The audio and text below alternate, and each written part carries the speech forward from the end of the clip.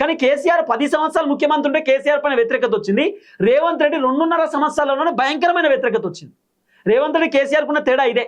ఆయన 10 years పరిపాలన వ్యతిరేకత, రేవంత్ రెడ్డి 2.5 years పరిపాలన వ్యతిరేకత. రేవంత్ రెడ్డి దుకాణం బంద్ అంటారు చాలా మంది. రేవంత్ రెడ్డి ఇప్పుడు తనను తాను ప్రూవ్ చేసుకోవడానికి డ్యామేజ్ కంట్రోల్ చేసుకుంటున్నాడు. మామూలు డ్యామేజ్ కంట్రోల్ కాదు, ఏది పడతా చేస్తుండే. ఇప్పుడు రైతు బంధట, పెన్షన్ 4,000 రూపాయల పెన్షన్ కూడా ఈయనకి రెడీ ఉన్నాడట.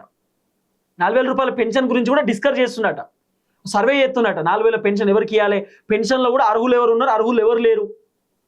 ఇప్పుడు కొంతమంది చనిపోయిన వాళ్ళకు కూడా పెన్షన్ వస్తుందట, వాళ్ళని స్కిప్ చేయాలి, డిలీట్ చేపిస్తారు. మొత్తం పూర్తి స్థాయిలో కొంతమంది చనిపోయిన వాళ్ళకు కూడా పెన్షన్ వస్తుంది, వాళ్ళని స్కిప్ చేస్తారు. ఒకప్పుడు పెన్షన్కి తంబు పెట్టేది ఉండే, ఇప్పుడు తంబు సిస్టమ్ కొన్ని ఉన్నాయి, కొన్ని లేవు. కొంతమంది ముసలోళ్ళు ఇంటికాడనే ఉంటారు, ఆ పెన్షన్ ఇచ్చేటటువంటి వ్యక్తి ఇంటికి పోలేరు, వాళ్ళ కుటుంబ సభ్యులు పోయి పెన్షన్ తీసుకొని వస్తారు. కొంతమంది మొత్తం పెన్షన్ ఆఫీస్ పోయి ఇట్లా సంతకమే పెట్టలేరు కదా, ఇంటికాడ ఉంటారు. అట్లనే పెన్షన్ ఇచ్చేటటువంటి వ్యక్తి ఇంటికి వచ్చి ఇస్తారా అంటే ఆయన ఎన్నో కూర్చుంటాడు, వచ్చి తీసుకోబోరు అంటాడు. ఇట్లా కూడా ఉన్నాయి. ఇవన్నీ రేవంత్ రెడ్డి చెక్ చేపిస్తుండట. మహిళలకు ఎంతమందికి 2,500 ఇవ్వాలి, వృద్ధులకు 4,000 రూపాయలు ఎవరెవరికి ఇవ్వాలి, ఏం కథ అనేది మొత్తం రేవంత్ రెడ్డి ఇన్స్పెక్షన్ చేపిస్తున్నాడు. ఏం లేదు, డ్యామేజ్ కంట్రోల్ చేసుకోవడానికి రేవంత్ రెడ్డి ప్లాన్ చేస్తున్నాడు. తెలంగాణలో బాగా డ్యామేజ్ అయింది కాంగ్రెస్కి, రేవంత్ రెడ్డికి డ్యామేజ్ అయింది, ప్రభుత్వానికి డ్యామేజ్ అయింది. ఈ డ్యామేజ్ని కంట్రోల్ చేసుకోవాలి. రేవంత్ రెడ్డికి పాజిటివ్ అయితేనే రేవంత్ రెడ్డి ముఖ్యమంత్రిగా కంటిన్యూ అవుతారు. రేపోతే రేవంత్ రెడ్డి సీఎం పదవి ఖతమయ్యేటటువంటి అవకాశాలు కనబడుతున్నాయి. అందుకే రేవంత్ రెడ్డి చకా అదోటి ఇదోటి పనిచేద్దామనే ఆలోచనలో ఉన్నాడట. సరే, ఒక బ్రీఫ్ వార్తున్నది నా దగ్గర, నేను మీకు చదివి వినిపించేటటువంటి కార్యక్రమం చేస్తా.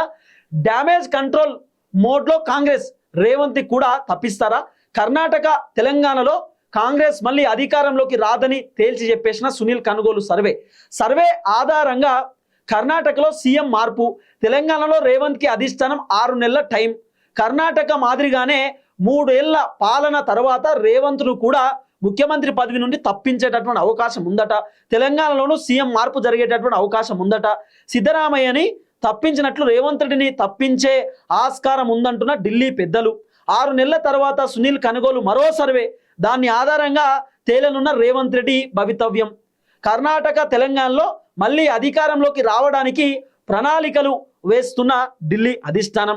తర్వాత కర్ణాటక ప్రభుత్వంతో సలహాదారుడిగా ఉన్న సునీల్ కనుగోలుని తెలంగాణకు పంపే అవకాశం. సునీల్ కనుగోలుతో సమన్వయం చేసుకోవాలని రేవంత్ రెడ్డికి ఆదేశాలు జారీ చేసిన అధిష్టానం. ఇక నుంచి తెలంగాణపై ఫుల్ ఫోకస్.